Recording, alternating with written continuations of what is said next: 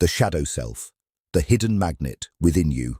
What if the most dangerous parts of you are not the ones you show to the world, but the ones you desperately hide from yourself? Deep within every human psyche lies what ancient psychological wisdom calls the shadow, a dark, underground vault where we bury every trait, emotion, desire, and behavior we were taught to be ashamed of. As children, society, parents, and culture told us certain emotions were unacceptable. Anger was bad, neediness was weak, ambition was selfish. So we didn't eliminate these traits, we buried them alive. And here is the shocking truth that most people never discover. What you bury doesn't die. It grows, it festers, it develops a hunger. And because your conscious mind refuses to acknowledge these hidden parts, your unconscious mind goes searching for them in other people.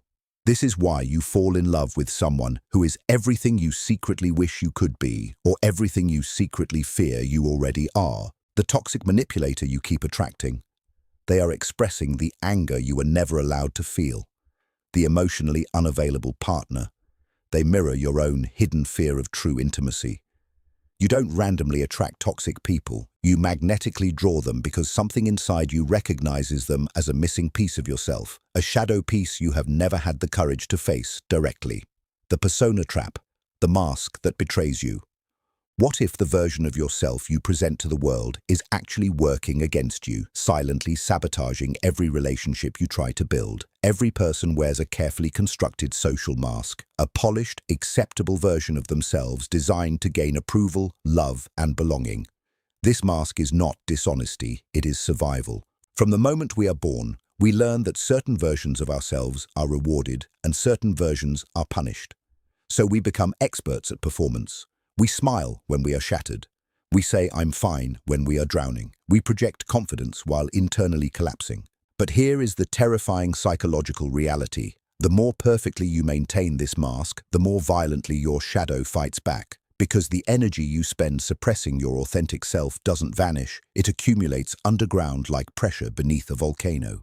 And then, unconsciously, you are attracted to people who live without a mask at all, people who express exactly what you suppress. The rage you never express attracts the abuser who rages freely. The boundaries you never enforce attract the manipulator who has no boundaries at all. Your perfectly constructed persona becomes a compass that points directly toward your own wounds.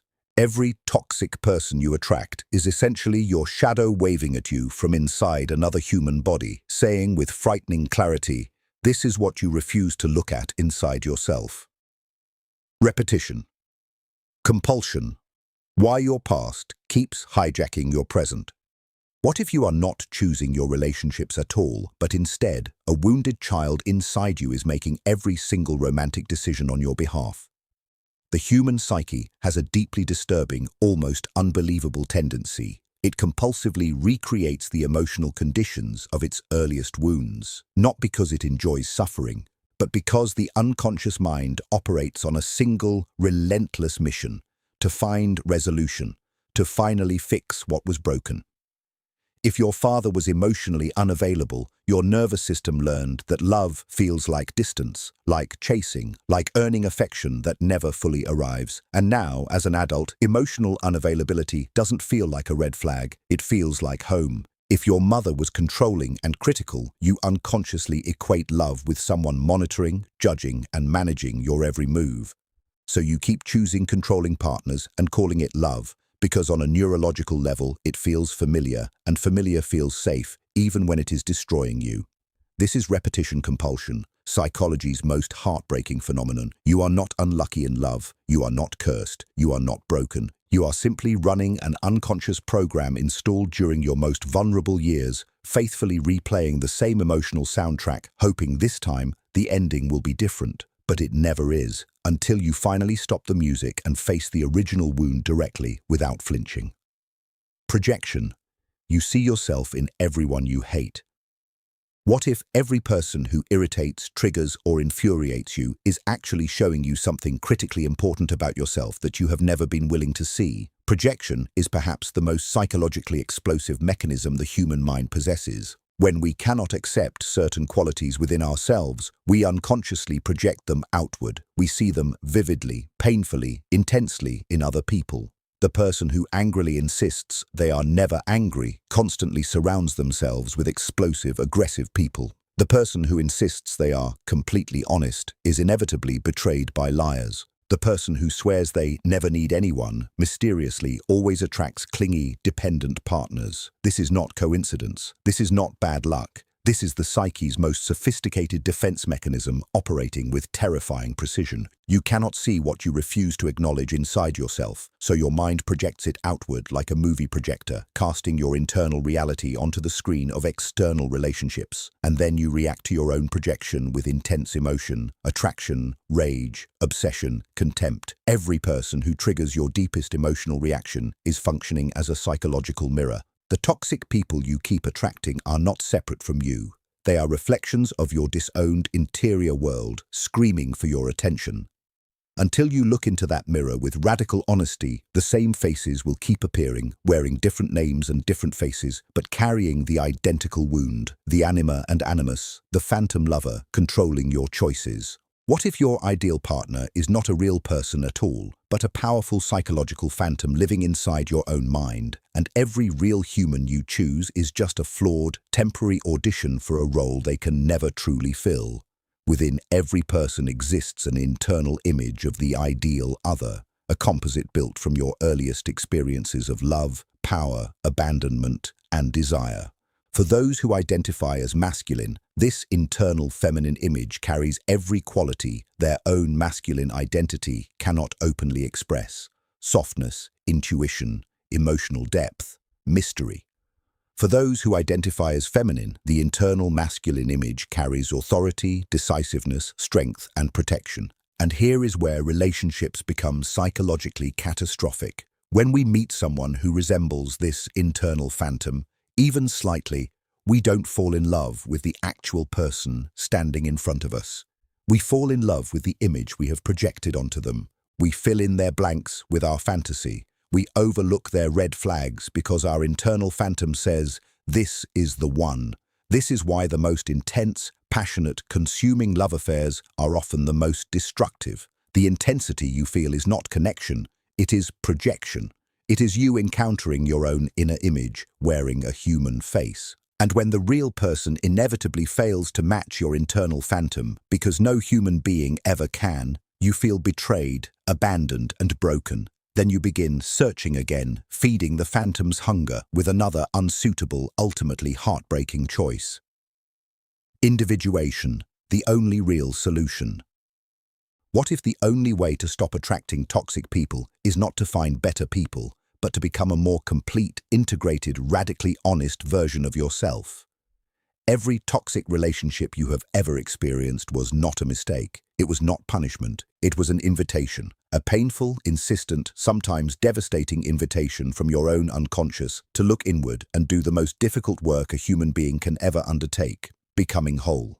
The process of psychological integration, of consciously confronting your shadow, removing your mask, healing your childhood wounds, recognizing your projections, and retiring your internal phantom, is the only genuine path to transformation. It cannot be shortcut. It cannot be bypassed by finding the right person. It cannot be solved by therapy alone, by self-help books alone, or by simply swearing you will choose better next time. Integration demands that you sit in uncomfortable silence with your darkest qualities and say, "This is also me, and I choose to understand rather than suppress."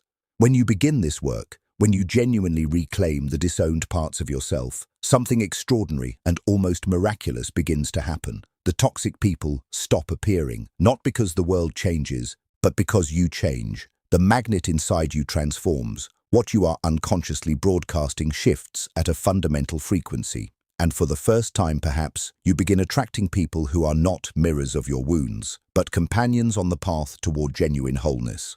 What if every toxic person you have ever loved, every manipulator who broke your trust, every emotionally unavailable human who left you shattered on the floor, what if none of them were accidents? What if they were not random strangers who stumbled into your life through bad luck or poor judgment? What if, instead, something deep inside you, something ancient, something invisible, something operating completely beneath your awareness, was choosing them, selecting them, calling them forward like a lighthouse calling ships through a storm? What if the pattern you keep living, the The betrayals, the abandonments, the cycles of pain that seem to follow you from one relationship into the next. What if that pattern is not happening to you, but is actually being generated by you from the inside out, through psychological forces so powerful, so perfectly hidden, so shockingly precise that you have lived your entire life completely unaware of their existence? What if the most dangerous person in every toxic relationship you have ever survived was not the one who hurt you, but the part of you that kept going back, that kept choosing, that kept calling the same energy forward, wearing different faces, different names, different promises, but carrying the identical wound? And what if war, and this is the question that will change everything if you are brave enough to sit with it, what if understanding why this happens is the single most liberating, most transformative, most powerful thing you could ever do for yourself? Stay with me, because what I am about to share with you will never allow you to see yourself or your relationships the same way again. What if the life you are living right now, the relationships you are choosing, the people you are attracting, the cycles you cannot seem to escape, what if all of it is being directed not by your conscious mind, but by an invisible interior world that operates with its own logic, its own hunger, its own terrifying intelligence? This is not a comfortable idea. In fact, everything inside you may want to reject it immediately, because it is far easier to believe that toxic people simply find you, that you are a victim of circumstance, of bad luck, of living in a world full of broken, dangerous human beings. But what if that story, as comforting as it feels, is the very story keeping you trapped? Deep within every human psyche, yours, mine, every person who has ever walked this earth, there exists a dimension of the self that never sees daylight. A vast, uncharted psychological territory containing every emotion you were taught to be ashamed of, every desire you were told was unacceptable, every aspect of your personality that received punishment rather than love when you dared to express it as a child. This hidden dimension does not disappear simply because you refuse to acknowledge it. It does not weaken because you suppress it. On the contrary, it grows stronger in the darkness. It develops an appetite. And most terrifyingly, it begins making decisions on your behalf without ever consulting your conscious awareness. Think about the first time someone truly told you that a part of you was wrong. Not your behavior, but you. Your anger was too much. Your sadness was inconvenient. Your ambition was threatening. Your neediness was exhausting. Your sensitivity was weakness. And because you were small, because you depended entirely on the approval and love of the people around you, because rejection felt like a genuine threat to your survival, you made a decision. Perhaps the most consequential decision you have ever made. You took that part of yourself, that real, living, feeling part, and you buried it. You locked it away. You told yourself, that part of me does not exist. But here is what no one warned you about.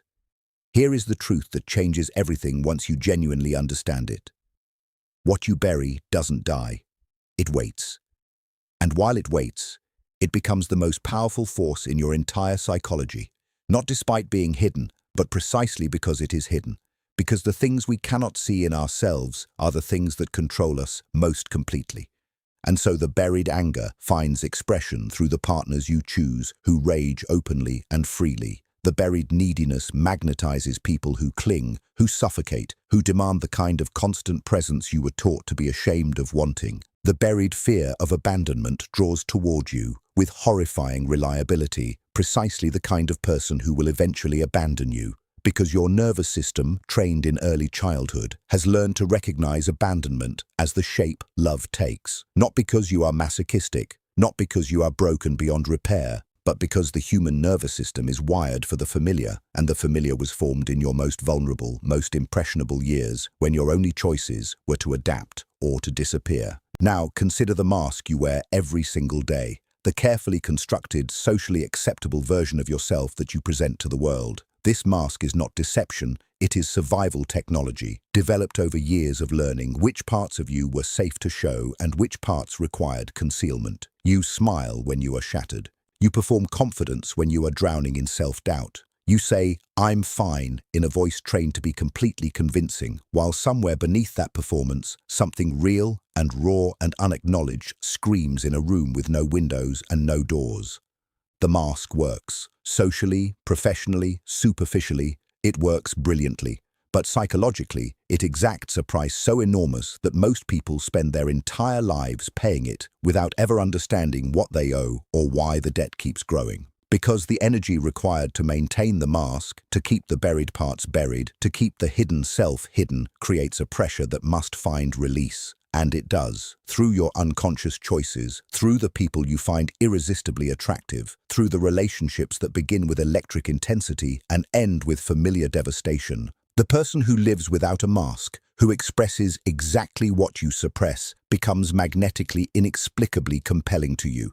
Not because they are healthy, not because they are safe, but because they are living freely what you have locked away, and some deep part of you recognizes in their freedom something you have been starving for without ever admitting the hunger.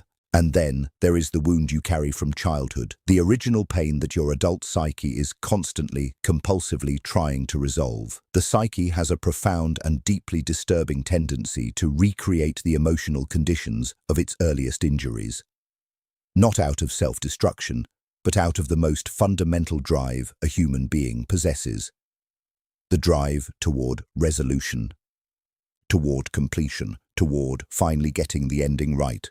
If the love you received as a child was conditional, given only when you performed well, withheld when you failed or disappointed, then your nervous system learned that love is something you earn through constant effort, constant vigilance, constant self-improvement. And so as an adult, you are inexplicably drawn to people who make you work for their affection, who are withholding, who are inconsistent, who give just enough to keep you reaching, just enough to keep you hoping, just enough to keep you from leaving, and never enough to make you feel truly, deeply, unconditionally safe. You don't choose these people with your conscious mind. Your conscious mind is often shocked by the choice. Your conscious mind says, clearly and repeatedly, this person is not good for you. This person has shown you who they are.